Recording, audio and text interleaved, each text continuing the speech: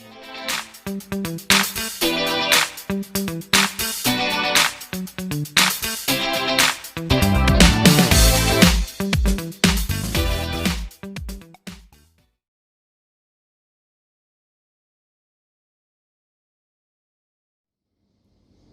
Everyone,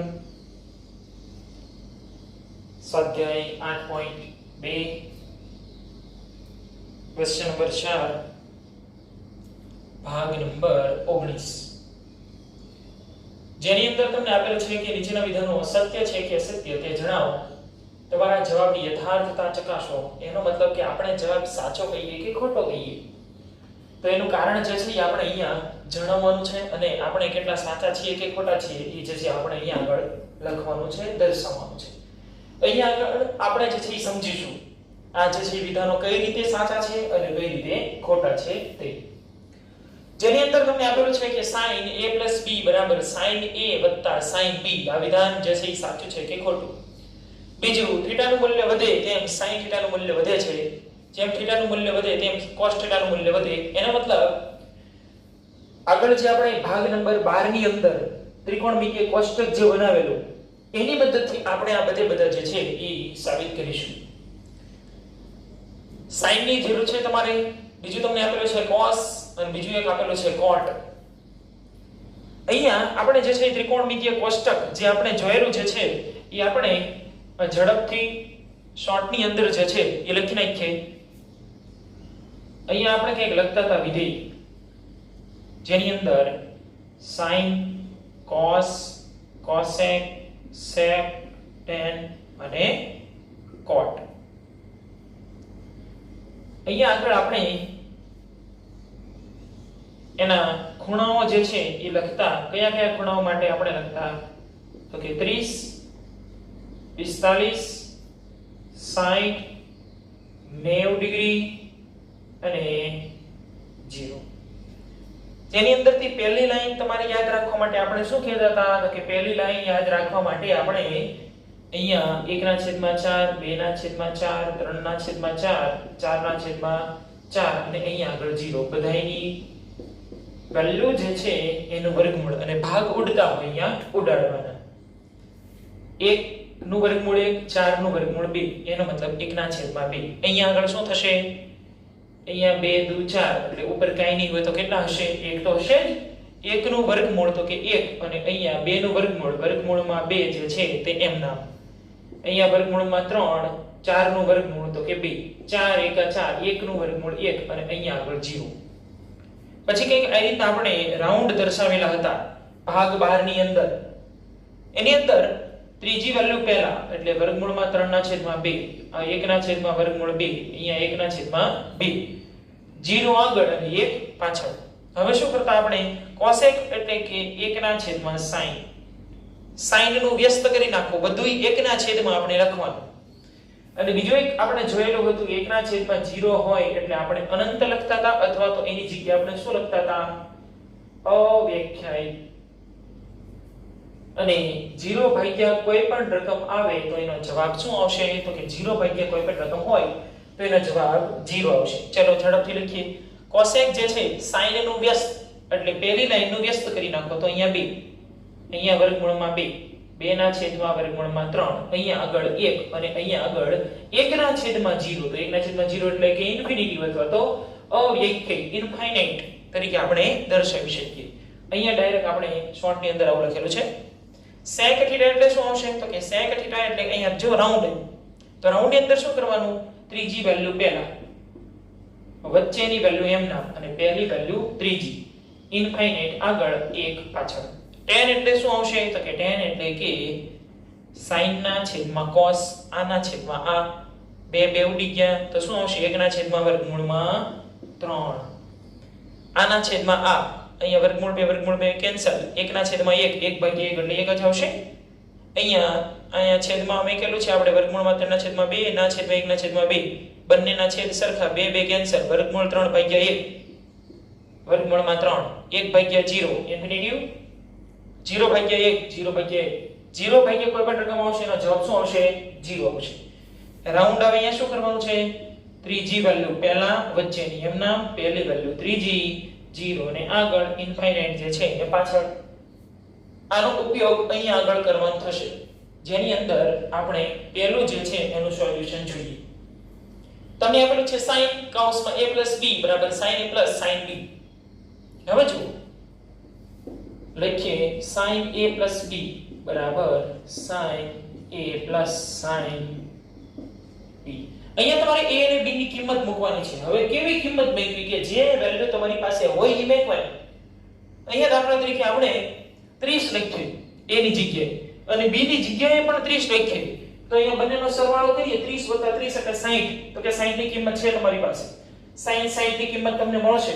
પણ જો તમે અહીંયા એવું લખેલું હોય કે a ની જગ્યાએ આપણે 30 લખ્યું અને b ની જગ્યાએ 45 લખ્યું, તો બંનેનો સરવાળો કરીએ તો 30 ને 45 એનો મતલબ કે આપણને મળશે 75 અને 75 ની વેલ્યુ આપણી પાસે છે નહીં.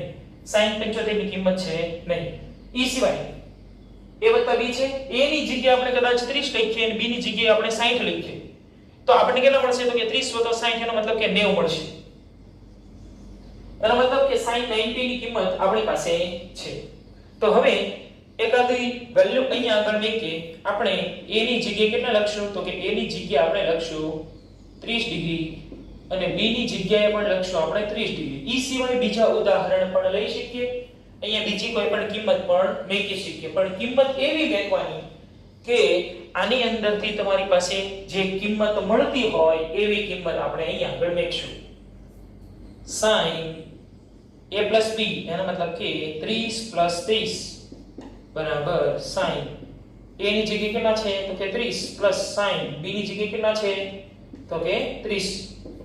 તેથી sin 30 + 30 તો કે 60 બરાબર sin 30 ની કિંમત તમારી પાસે છે 1/2. sin 30 ની કિંમત કઈ રીતે જોવાની? અહીંયા sin 30 ની કિંમત 1/2. sin 30 ની કિંમત તો કે 1/2.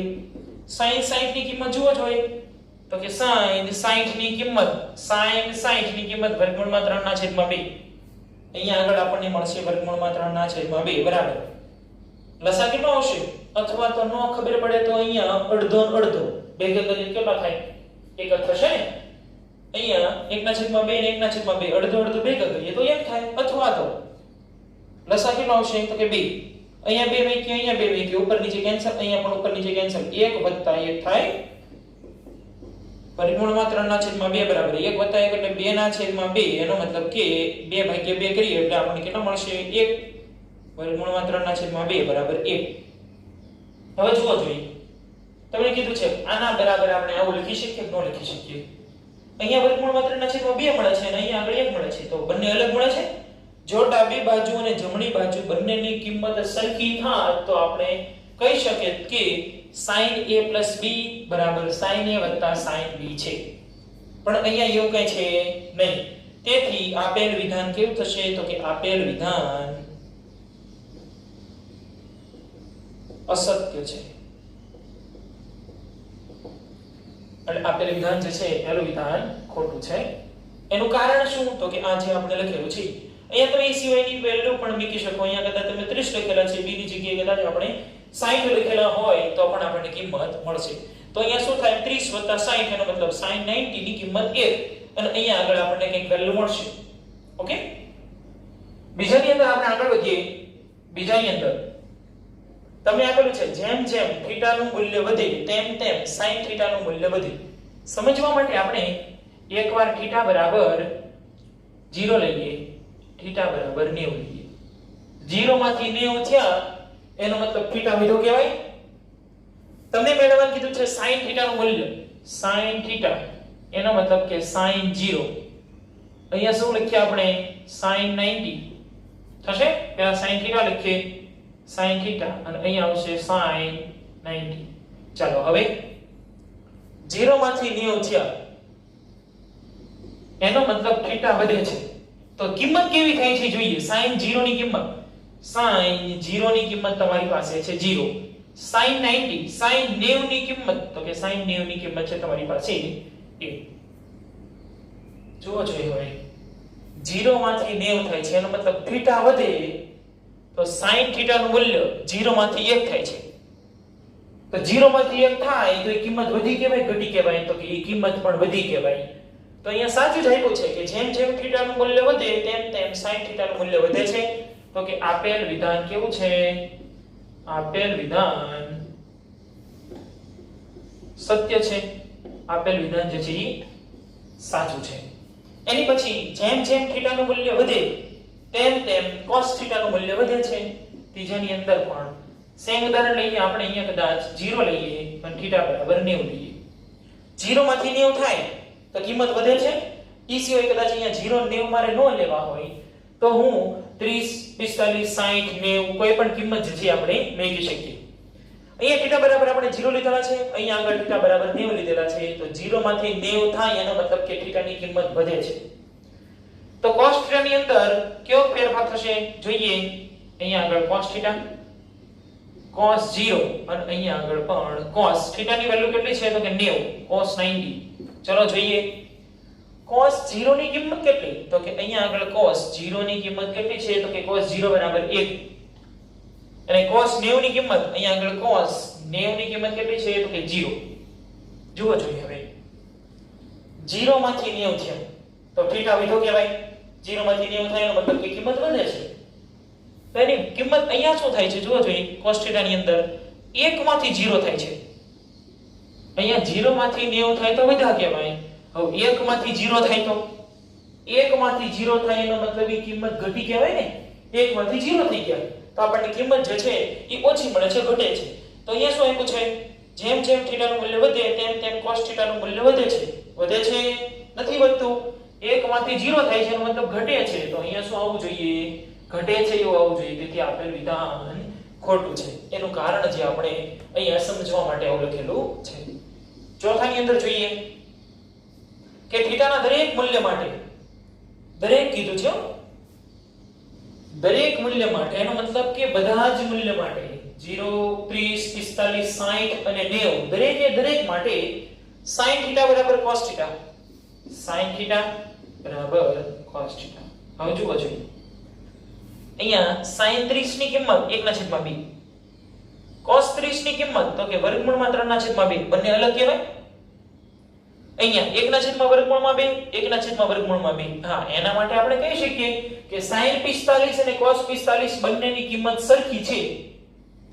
sin 60 ની કિંમત વર્ગમૂળમાં 3/2 અને cos 60 ની કિંમત 1/2 બંને પાછી અલગ મળી. અહીંયા 1 છે તો અહીંયા 0 છે, અહીં 0 છે તો અહીંયા 1 છે. તો કયા થીટા માટે આપણને કિંમત સરખી મળે છે? માત્ર ને માત્ર 45 ડિગ્રી માટે આપણને કિંમત સરખી મળે છે. દરેક મૂલ્ય માટે સરખી કિંમત મળતી નથી. કયા માટે મળે છે? તો કે થીટા બરાબર 45 ડિગ્રી માટે જ મળે છે આપણને. તેથી આ દરેક લખેલું છે એ સાચું છે નહીં. આપેલ વિધાન કેવું થશે? તો કે આપેલ વિધાન ખોટું થશે. શા માટે ખોટું થશે? માત્ર ને માત્ર 45 ડિગ્રી હોય એના માટે જ તમને અહીંયા 1/2 એનો મતલબ બંને વેલ્યુ સરખી છે. એ સિવાયના કોઈ પણ થીટા માટે અહીંયા બધી કિંમત જે છે એ આપણને અલગ મળે છે. તેથી આપેલ વિધાન ખોટું થશે. અને આપેલ વિધાન કેવું છે? અસત્ય છે, ખોટું છે. પાંચમાની અંદર જોઈએ a બરાબર 0 માટે cot a. હવે જુઓ જોઈએ cot a એવું આપવું છે. અહીંયા cot a ની જગ્યાએ કેટલા મૂકશું આપણે? તો કે 0 મૂકીએ. cot 0 અવ્યાખ્યાયિત છે એવું તમને કીધું છે. હવે જુઓ જોઈએ છે કે નહીં. cot 0 ની કિંમત આ 0 ઇન્ફિનિટી છે, ઇન્ફિનિટી અનંત અથવા તો અવ્યાખ્યાયિત છે જ. cot 0 ની કિંમત અવ્યાખ્યાયિત તો આપેલી જ છે કોષ્ટકની અંદર. તેથી આપેલ વિધાન કેવું છે? આપેલ વિધાન સાચું છે. આપેલ વિધાન સાચું. આગળ જે છે એ આપણે ભાગ નંબર 20 ની અંદર જોઈશું.